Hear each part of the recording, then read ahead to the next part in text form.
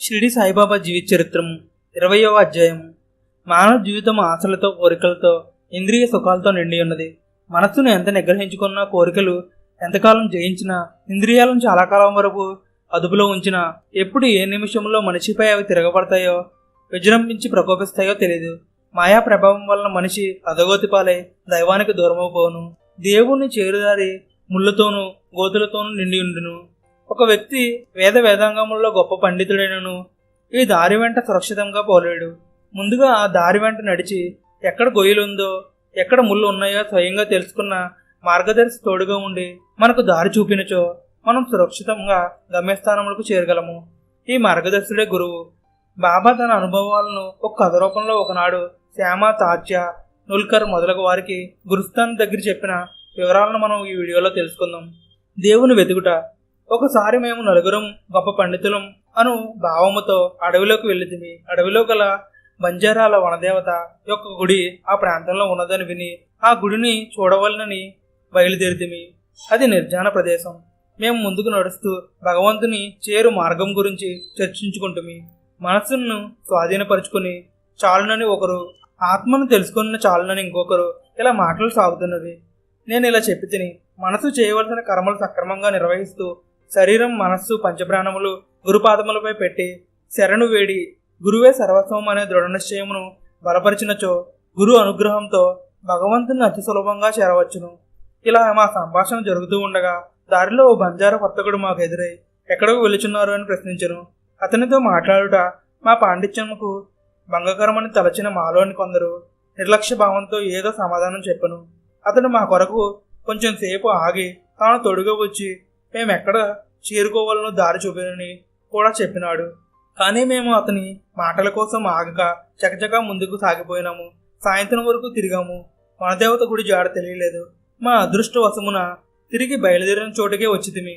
మళ్ళీ ఆ బంజారా మా కోసం ఎదురు చూస్తూ, చూచితిరా, మీరు నా సహాయం తీసుకుని ఉంటే తప్పక దేవత గుడిని చూసి మరీ తిరిగి వచ్చేదారు. అయినా పర్వాలేదు, అడవిలో దారి తప్పక బయలుదేరిన చోటుకే తిరిగి వచ్చారు.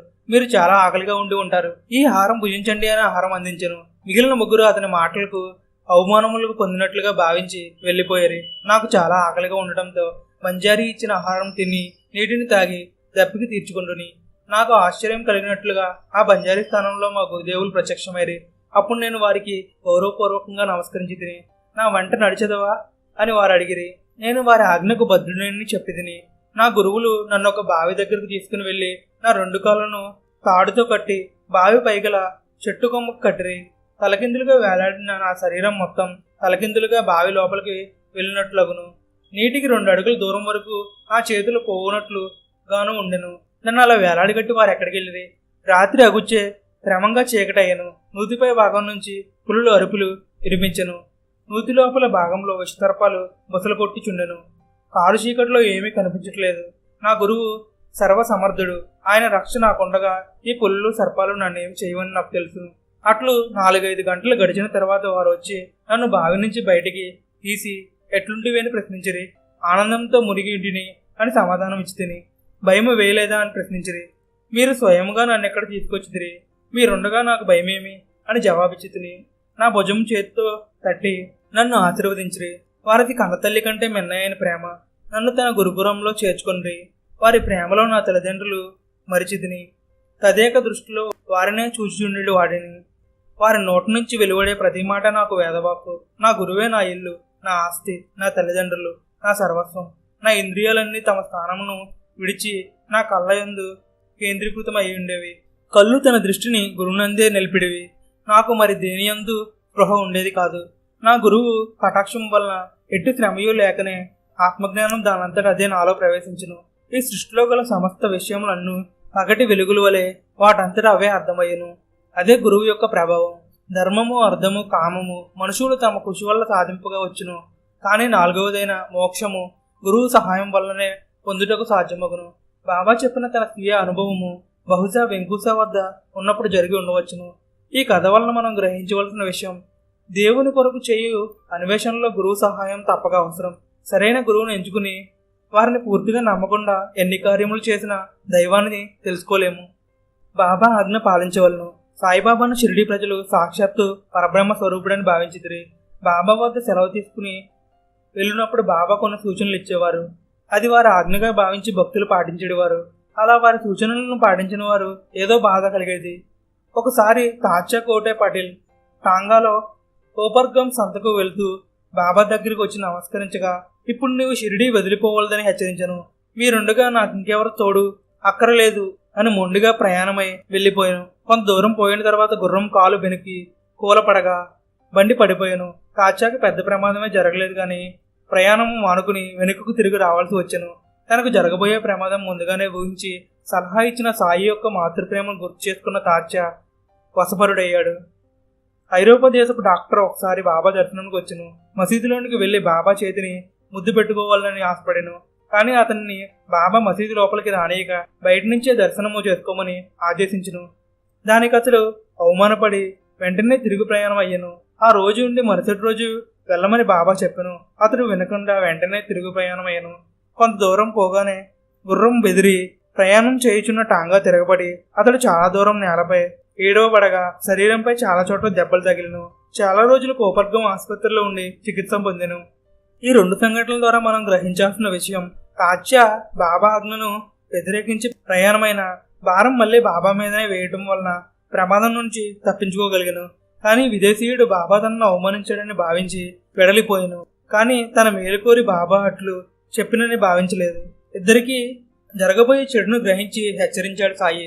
భారాన్ని తనపై వేసిన తాత్యాను మాత్రం రక్షించక తప్పలేదు. తాత్యా చేసింది కూడా తప్పే. బాబా వద్దు అన్న పని చేసి మళ్ళీ భారం నీదే అనడం ఎంతవరకు సమంజసం? అది కేవలం బాబాను బాధపట్టే మూర్ఖమైన చర్య. రామచంద్ర ఆత్మారాం అనోదుడు ప్రార్థనా సమాజంకు చెందినవాడు. ఇతనికి బాబా సాహెబ్ తార్కాడ్ అను మరి యొక్క పేరు గలదు. ఈ సమాజం వారు విగ్రహారాధనను అంగీకరించరు. ఇతడు బాంద్రాలో వకీల్ వృత్తిలో ఉండేవాడు. విశాల దృక్పథం గల మానవతావాది. ఇతని భార్య కుమారులు మాత్రం సాయి భక్తులు. పటమునకు పూజ చేసిన తరువాతనే దైనందిన కార్యక్రమాలు ప్రారంభించేవారు. ఒకసారి ఆత్మారాం భార్య షిరిడీకి వెళ్ళి బాబాను దర్శించుకోవాలని కోరుకున్నది. తల్లికి తోడుగా వెళ్ళమని ఆత్మారాం కొడుకునకు చెప్పాను. కానీ తన తల్లి ఇద్దరం షిరిడీలో వెళ్ళినచో ప్రతిరోజు నియమంగా పూజ జరుగు బాబా పటముకు పూజ జరగదు అనే ఉద్దేశంతో కుమారుడు అంగీకరించలేదు. తనకి ఇష్టము నమ్మకము లేకపోయినా భార్య కోరిక తీర్చుటకై వారు తిరిగి వచ్చే వరకు తన కొడుకు చేయించినట్లు ప్రతిరోజు బాబా పటమునకు తాను పూజ చేయదునని ఆత్మారాం కొడుకునకు వాగ్దానం చేసి వారిద్దరిని షిరిడీ పంపెను. మొదటి 2 రోజులు సాయి పటముకు పూజ సక్రమంగా చేసి మధ్యాహ్నం భోజనం ముందుగా మొదట బాబా ప్రసాదం తీసుకుని ఆ తర్వాతే భోజనం చేసెను. 3వ రోజు సోమవారం నాడు కోర్టు పనులు ఎక్కువగా ఉండడం వల్ల త్వరగా పూజ చేసి వెళ్ళిపోయాను. మధ్యాహ్నం భోజనంకు వచ్చినప్పుడు వంటపాటు భోజనంకు ముందు సాయి ప్రసాదం పెట్టలేదు. కారణం అడుగుగా ఉదయం పూజ చేసి త్వరగా వెళ్ళు హడావుడిలో ప్రతిరోజు బాబా నైవేద్యం పటికి బెల్లం పెట్టుట మర్చిపోయానని చెప్పాను. ఆ మాటలు విన్న ఆత్మారాం చేతిలో కలుపుతున్న భోజనం ఆపి లేచి వెళ్లి పూజా మందిరంలో చూడగా నైవేద్యం పెట్టు పల్లెం ఖాళీగా ఉండెను. అతనికి ఒళ్ళంతా కంపరమెత్తను. కోర్టులో ముద్దాయివలే బాబా ముందు తలదించుకున్నాను. తన కొడుకు భయపడినంత జరిగినది. నీవు చేయి విధానంగా ప్రతిరోజు సాయి పూజ చేసినని కొడుకుకు మాట ఇచ్చి ఆ మాట తప్పి ఈ రోజు నైవేద్యం పెట్టినందుకు శిక్షగా ఈ పూట నేను కూడా భోజనం చేయనని ఫోటోలో ఉన్న బాబాకు చెప్పి భోజనం చేయకనే తిరిగి కోర్టుకు వెళ్ళిపోయాను. అదే సమయంలో షిరిడీలో ద్వారకామాయిలో ఆత్మారాం కుమారుడు భార్య భక్తి శ్రద్ధలతో బాబా ఎదురుగా నిలబడి ఉన్నారు. బాబా ఆమెను పిలిచి, అమ్మా నాకెంతో ఆకలిగా ఉంది, ఏమైనా తిందామని బాంద్రాలో గల మీ ఇంటికి ఈ రోజు వెళ్ళాను. మీ పూజ గది తాళం వేసి ఉంది. అయినా నేను లోపలికి వెళ్ళాను. అక్కడ తినుటకు నాకు ఏమీ లభించలేదు. ఆకలితోనే తిరిగి వచ్చాను. నన్ను ఆకలితో తిరిగి పంపిన నీ భర్త తాను కూడా ఈ రోజంతా ఆహారం తీసుకోలేదమ్మా అని చెప్పగా వాళ్ళిద్దరూ ఆశ్చర్యపడి విషయాన్ని వివరంగా బాంద్రాకు ఉత్తరం రాశారు. కోర్టుకు తిరిగి వెళ్ళిన ఆత్మారాం కూడా వెంటనే అదే రోజున తన వలన జరిగిన పొరపాటును తెలియజేస్తూ కొడుకునకు ఉత్తరం రాసను. 3వ రోజున బాంద్రా నుంచి రాసిన ఉత్తరం షిరిడీలోని కుమారునకు, షిరిడీలో కుమారుడు రాసిన ఉత్తరం బాంద్రాలోని తండ్రికి అందినది. ఆ ఉత్తరం తీసుకుని బాబా వద్దకు పరుగున వెళ్లిన కుమారుడితో, బాబా బిడ్డ నీకు భయపడకు, ఇక ముందు నీ తండ్రి కూడా నన్ను మరువడు. నీ వల్లనే అతను కూడా పూజ చేయను. నీవు నీ ఇష్టం వచ్చినన్ని రోజులు ఇక్కడే ఉండమని ఆదేశించను. బాంద్రాలో ఆత్మారాం షిరిడీ నుంచి కుమారుడు రాసిన ఉత్తరం చూసి బాంద్రాలో తాను నైవేద్యం పెట్టని విషయం, అందుకు శిక్షగా తాను ఉపవాసం ఉన్న విషయం బాబాకు ఎట్లు తెలుసునని ఆలోచించి బాబా పటమునకు ఆయనకు ఏమాత్రం తేడా లేదని విగ్రహారాధన తప్పు కాదని నిర్ణయించుకుని ఆ రోజు నుంచి తన కొడుకుతో పాటుగా తాను కూడా పూజ చేయుచుండెను. బాబాతో మొరపెట్టుకును. తన కుమారుడి వలన తనకు కలిగిన అనుభవానికి ఆనందపడెను. సాధారణంగా తల్లిదండ్రుల నుంచి పిల్లలు ఆధ్యాత్మిక విషయాలు నేర్చుకుంటారు, కానీ ఇతని కుమారుడు తండ్రికి మార్గదర్శకుడే సాయి మార్గంలోకి లాగాడు. అట్టి కొడుకును కన్నా ఆత్మారాం ధన్యుడు. పాఠకులైన సాయి భక్తులు కూడా పిన్నలైనా పెద్దలైనా వయసు భేదం లేకుండా పారాయణం చేసుకున్న ప్రతి కథలోని విషయాన్ని చక్కగా అవగాహన చేసుకుని జీవితంలో ఆచరణ పెట్టుకుని తోటి బంధుమిత్రులందరికీ ఆదర్శ సాయి భక్తులుగా నిలిచేందుకు తీవ్ర కృషి చేయవలను. అందుకు సాయిని కూడా తన వంతు బాధ్యత నిర్వహించమని ప్రార్థిస్తూ ఈ అధ్యాయాన్ని ముగిద్దాం. ఓం శాంతి శాంతి. 20వ అధ్యాయం సంపూర్ణం.